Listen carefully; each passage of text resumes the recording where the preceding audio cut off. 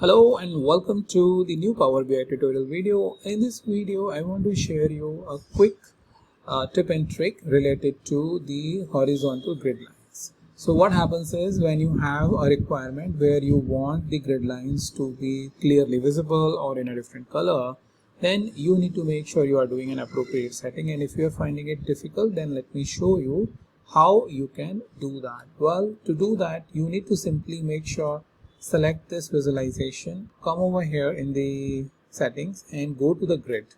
So grid lines is under the grid and you can see horizontal line is enabled.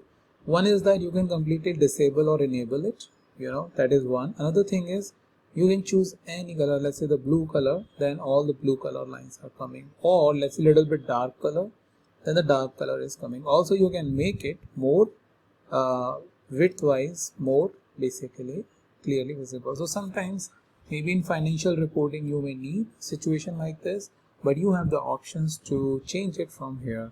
Now if you want to follow it along the practice and you need the data set and all, then few things I want to share with you. One is that I keep all of my videos in a sheet, Google sheet like this, where you can see these users are accessing.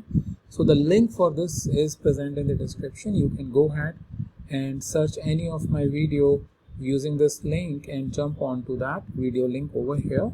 It has some 300 plus videos so that you can get a lot of material over here.